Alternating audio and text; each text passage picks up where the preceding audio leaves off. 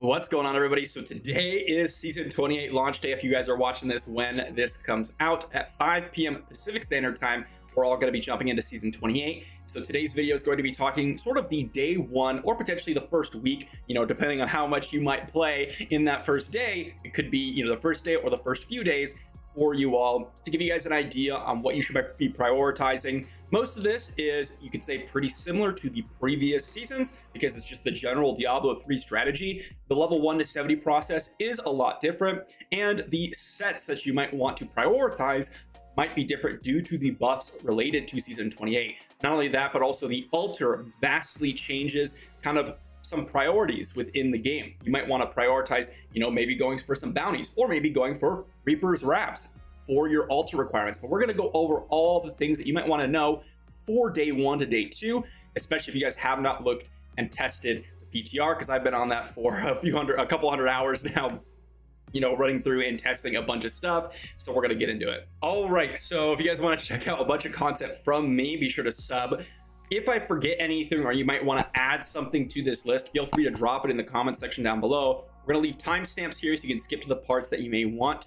I've gone over a full in-depth level 1 to 70 with cash, without cash, some things you want to keep in mind, etc., etc.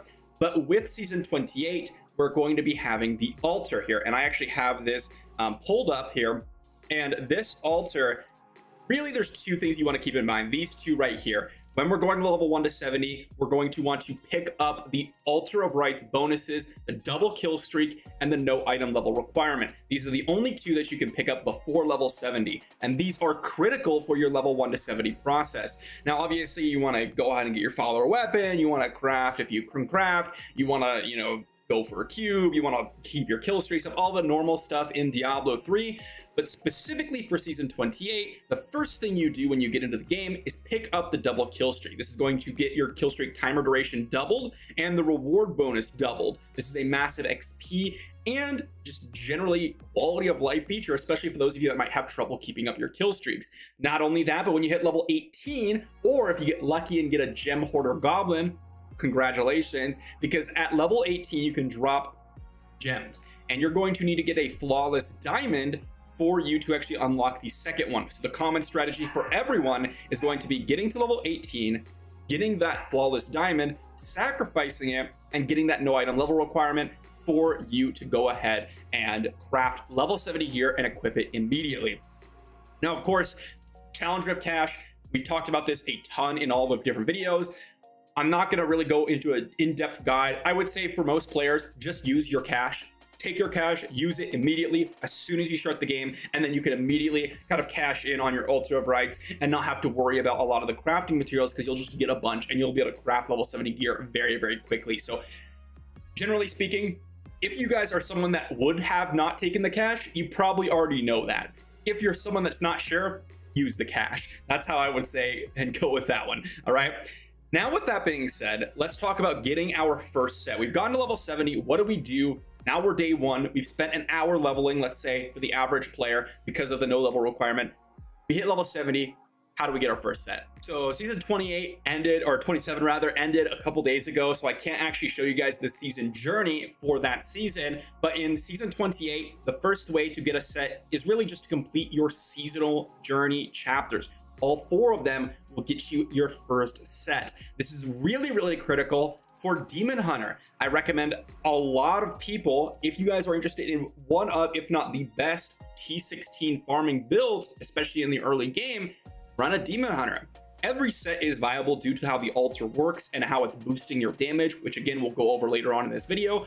Every set is viable. So if you guys are playing a Barbarian and you don't want to play any other class, or you're playing a Crusader even, who's largely perceived as, wow, I can't believe they didn't give him any buffs. But if you're playing Crusader, run your seasonal journey, get your set. That's going to make you immensely, immensely stronger and definitely have you get the ability to farm reasonably well to start grinding out your sets, your build that you want to play, because regardless of what build you want to play, there is a lot of RNG in acquiring set items, especially since the drop rates are lower because you're not on the higher difficulties, since you won't be able to do it. Therefore, the easiest way to get your first set and actually get you to those higher difficulties is to grind out the seasonal journey to get that first set and then immediately go on your way. Again, you're getting the Gears of Dreadlands or the God DH set for the Demon Hunter in the seasonal journey, which is a massive farming set that got a massive buff in the patch notes. So definitely consider running a DH because that's going to help you a ton.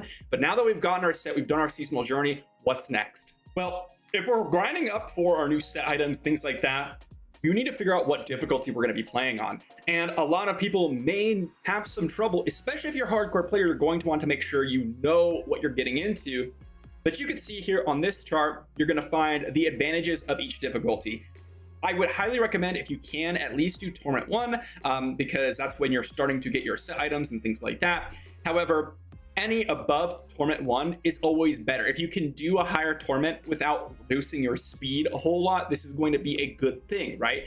So a couple of difficulties to kind of keep in mind. Again, T1, T8 is going to get you basically a Death's Breath's guaranteed, and you might get a second one, which could be useful in the early game. Later on, you're going to start to get a lot of them, so that's not really a big deal. Greater Rift keys, okay? You're going to basically get a guaranteed second one at T11 right here, which is a pretty big deal because that's going to allow you to farm a ton of Greater Rift keys. So if you're struggling and you want to just farm some rifts and you may not have your set item or you might not be strong enough, T11 is actually a really good stopping place. Maybe T12 is too hard, but T11 is just a little bit harder than T10. T11 is actually a decent place to farm just to stack up Greater Rift keys so you can run those Greater Rifts when you get to that level. Of course, your cash materials always increase. Keep in mind, from T1 to T6, it's exactly the same.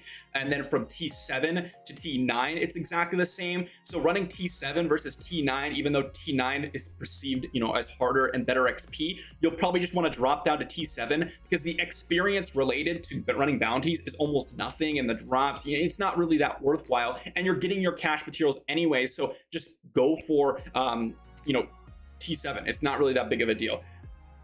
Those are some things to keep in mind. Obviously, the goal is T16. That is the goal. So if you can farm T16, that is what we want to achieve, and you'll do it reasonably quickly. Honestly, you should be able to acquire that if you guys are playing a decent amount on day one. It's pretty reasonable to acquire that. Now, with that being said, let's consider what are we doing when we actually get our set and what difficulty we pick. Diablo 3 can really be summed up in one word, one sentence, farm Greater Rifts. That's it. That's the goal of the game, farming Greater Rifts. We farm Nephilim Rifts to farm Greater Rifts. We farm bounties to get our gear so we can farm Greater Rifts. The whole goal is to farm Greater Rifts. So 90% of your gameplay is just farming Greater Rifts. That's just what you should be doing.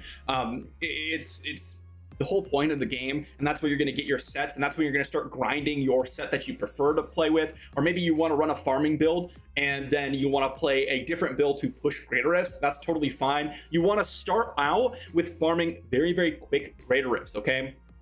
And the way you kind of decide to do this, again, this kind of goes hand in hand with what difficulty to pick. You can see the monster health scaling exponentially. It's a lot, right? At normal, it's 100%. At hard, it doubles. At expert, it doesn't really double. But you can see as we increase, now we hit T10, it's 200% health. Okay, T16 is 13 million% health, and the damage is 64,000% higher, right? These are things that you have to keep in mind. So obviously, getting to that point is what you're going to want to do.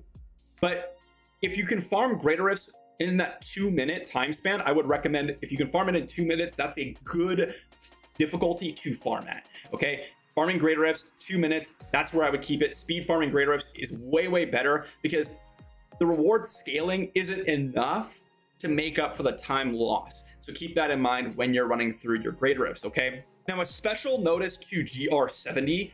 GR70 is going to be your first primal drop, and in season 28 this is particularly important. This goes hand in hand with the altar, which we're going to go over next, some tips for that. But in this GR70, you're going to drop your primal, right? This is going to be getting your primal, and then you can actually salvage your primal for primordial ashes. So pushing towards GR70 actually could be a very, very critical strategy for a lot of people due to them actually unlocking that potion effect or potentially another effect on the altar, which will give you a massive bonus in this next season, right? Previously, this primal could be just garbage. It could be just not useful and it doesn't matter to you. But in this season, it's always useful. It's always useful, no matter what, because you can actually use it for your altar. So this is actually a goal that you probably want to go for due to how important it is to progress your altar. And speaking of that, let's just talk about that a little bit more. Now, this has been a lot of, basically everyone kind of agrees with one thing, and that is you're going to want to rush progress orbs pretty quickly in the game. Okay, progress orbs are pretty just impactful, right? Let's say you're going to drop the 3 per elite, blue elite. Well, now you get a 4th one that's basically speeding up the orb drop rate by 33%, which probably comes to around 20 to 25% faster rifts, both Nephilim and greater rifts, but really importantly, greater rifts, right? Because that's going to be 90% of our farming, right? So progress orbs are going to be massive for you to increase your experience gain, your loot gain, just everything in the game, right? Now, a few other kind of key ones that I would definitely recommend is permanent XP pools, okay? Permanent XP pools is going to increase your XP all the time. As soon as you pick one up, you're going to have a permanent XP pool. It's really, really solid. Okay, the second thing is Kadala legendaries ×2. This is going to basically allow you to have double chance to pick up Kadala legendaries. That's really, really important.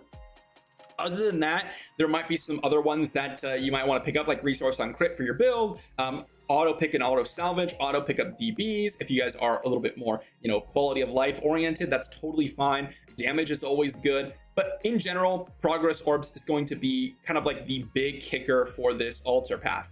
Obviously, you have to go no item level requirement. You have to go double kill streak early on. Otherwise, you're really going to struggle. I mean, you can't even go anything else but double kill streak at the first one, right? And as for saving items for the cache, let me just move myself over here so you guys can check this out. First off, the first 2, again, you'll be doing this before level 70. As soon as you hit level 70, you basically can immediately complete level 3. Why? Because you can just run a rift, get a greater rift key, and then pick up some death's breaths from your cache, and then immediately knock out number 3. Same with number 4. Number 4 is pretty soon after that one as well. Getting a class specific set helm is pretty easy. And then number 5, bounty mats, easily acquirable again from the cache. And then we start to hit kind of the unique season requirements in 6 and 7. We want to do the uber bosses and we want to get our Reaper's wraps, okay? So when you're running bounties, if you find a Malthael bounty, then you want to go and do that one because you're going to get your recipe for Reaper's wraps and you can double up on that effectiveness. Uber bosses, going ahead and getting your key wardens or your keys from the key wardens is actually a very, very important thing to do because again, you're not going to be able to get your 2x bounties without doing your Uber bosses. So before even doing anything else, 1 through 5 should be done. And then let's say you didn't get your class specific set helm, I would definitely focus on getting a set helm before you even try bounties, just in case you get unlucky. And then as soon as you get that set helm, run your bounties, but before you turn them in, make sure you do your Uber bosses because you're going to get 2x bounties. This is a very, very critical thing in the season because again, you're going to basically save twice the amount of time because you're doing twice or getting twice the rewards from your bounties. Reaper's wraps, of course, are incredibly important as well. These first 9 are incredibly important. The 9th one is going to be unlocked at Greater Rift 60. So getting your progress orbs, you're most likely going to have your set for that.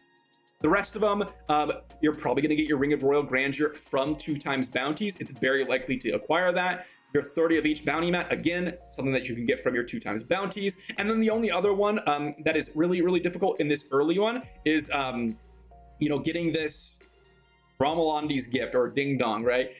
This can be an RNG factor.